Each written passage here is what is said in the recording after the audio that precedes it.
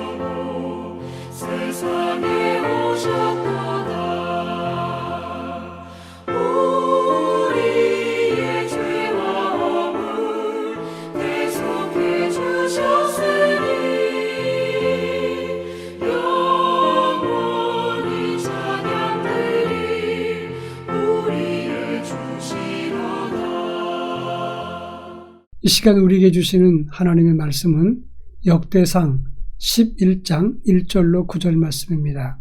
구약성경 역대상 11장 1절로 9절 말씀을 한 절씩 교독합니다. 제가 전체를 읽겠습니다. 온 이스라엘이 헤브론에 모여 다윗을 보고 이르되 우리는 왕에 가까운 혈족이니이다. 전에 곧 사울이 왕이 되었을 때에도 이스라엘을 거느리고 출입하게 한 자가 왕이시었고 왕의 하나님 여호와께서도 왕에게 말씀하시기를 내가 내 백성 이스라엘의 목자가 되며 내 백성 이스라엘의 주권자가 되리라 하셨나이다 하니라. 이에 이스라엘의 모든 장로가 헤브론에 있는 왕에게로 나아가니 헤브론에서 다윗이 그들과 여호와 앞에 언약을 맺으며 그들이 다윗에게 기름을 부어 이스라엘 왕으로 삼으니 여호와께서 사무엘을 통하여 전하신 말씀대로 되었더라.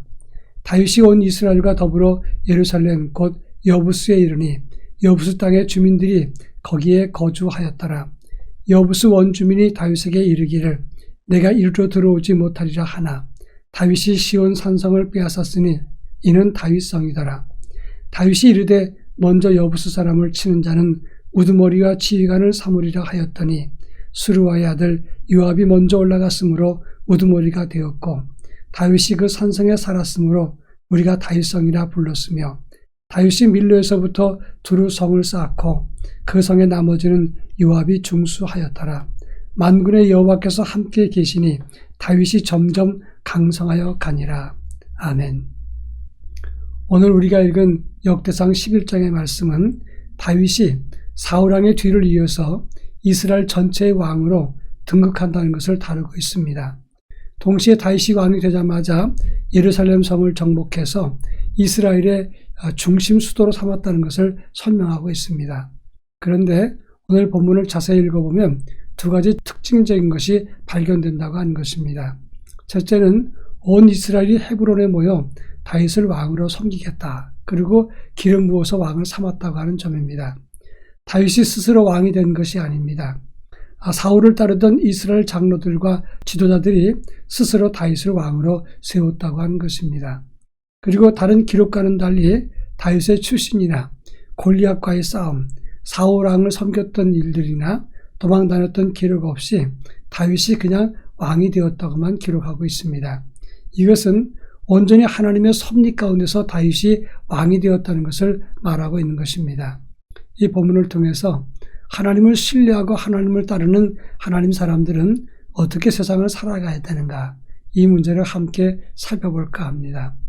먼저 1절부터 3절 말씀을 보면 이스라엘 모든 장로들이 다윗을 찾아가서 기름 붓고 왕이 되었다고 했는데 다윗은 지금까지 3번 기름 부음을 받았습니다. 사무엘상 16장 16절에 보면 사무엘이 다윗을 택해서 왕으로 기름 부었다는 사실이 기록되어 있습니다. 또 사무엘하서 2장 4절에 보면 도망다니던 다윗은 헤브론에서 유다 장로들이 기름을 부어서 그를 왕으로 세웠다고 했습니다. 물론 이것은 이스라엘 전체의 왕이 아닙니다. 사울이 괴롭히고 사울왕이 다윗을 죽이려고 했을 때 그는 헤브론으로 대피했고 그 지역의 왕이 되었다고 하는 것입니다. 그리고 오늘 사무엘하서 5장 3절 말씀 보면 이스라엘 장로들이 오늘 본문처럼 찾아와서 기름을 부었다고 했습니다. 역대상 11장에 나오는 사건이나 사무엘하서 5장에 나오는 사건은 같은 사건입니다. 예언된 기름 부음으로 왕이 되리라 예언의 말씀이 긴 시간과 긴 시련과 고통 뒤에 드디어 이루어졌다고 하는 것을 말하고 있습니다. 하나님의 약속도 우리에게 임하는 것이 이와 같습니다. 우리를 사랑하시는 하나님은 우리에게 응답하실 만한 때에 우리에게 응답하신다고 하는 겁니다. 그런 의미에서 하나님의 때를 기다리는 지혜와 믿음이 필요한 것입니다. 성령 안에 있는 우리들도 하나님의 섭리와 때를 기다릴 수 있어야 됩니다. 오늘 3절에 보면 결국 사무엘이 전한 대로 이루어졌다 이렇게 말씀하고 있습니다. 하나님의 약속의 말씀은 반드시 이루어집니다. 성령 안에 사는 우리들도 그 약속의 때 하나님의 섭리를 기다리면서 그 때를 참고 견뎌 이겨낼 수 있어야 된다 하는 것입니다. 그런가 하면 4절부터 8절까지 말씀에서는 여부수 사람들이 차지하고 있던 예루살렘을 다윗 왕이 점령해서 하나님의 도성을 만들었다 말씀하고 있습니다. 다윗이 왕된 다음에 다윗 왕의 목표가 무엇입니까? 사울 왕과는 달리 다윗의 목표는 신정 통치에 있었습니다.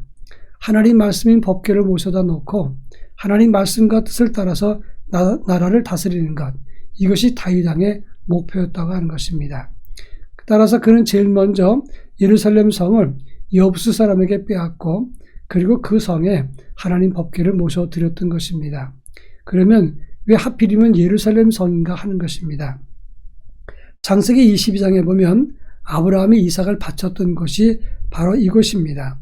한마디로 말하면 하나님을 만나는 자리였기 때문에 그것을 중심으로 나라를 다스리기로 결단했다고 하는 것입니다. 그리고 그 성을 여부수 사람에게 빼앗고 난 다음에 차근차근 수리하고 다시 면모를 바꾸어서 하나님의 도성으로 바꾸어 갔다고 하는 것입니다.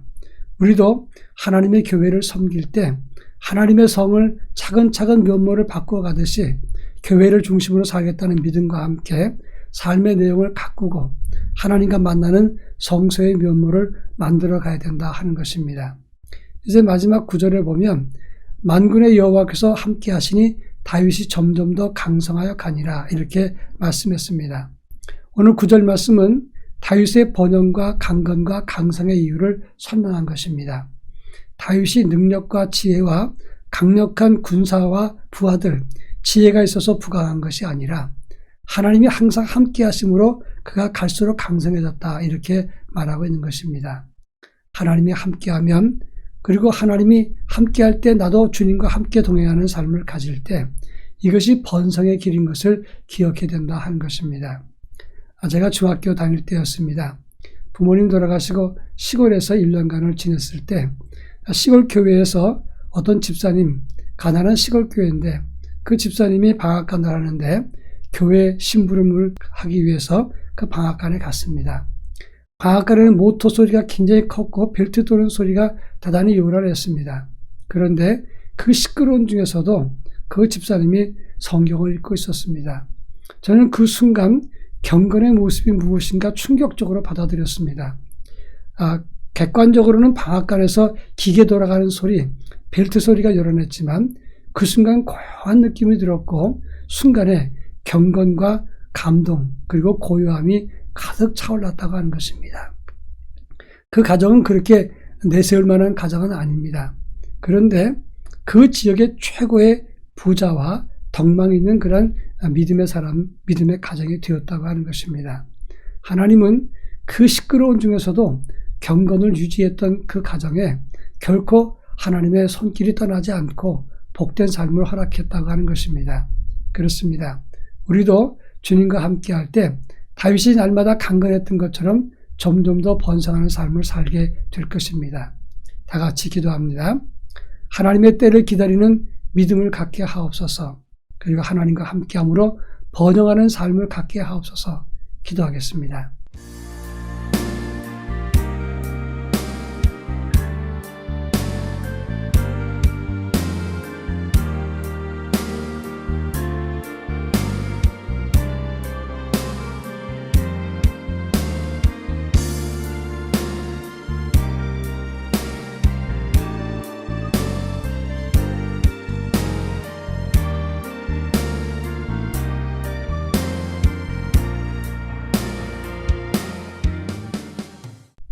사랑 많으신 하나님 아버지 감사합니다.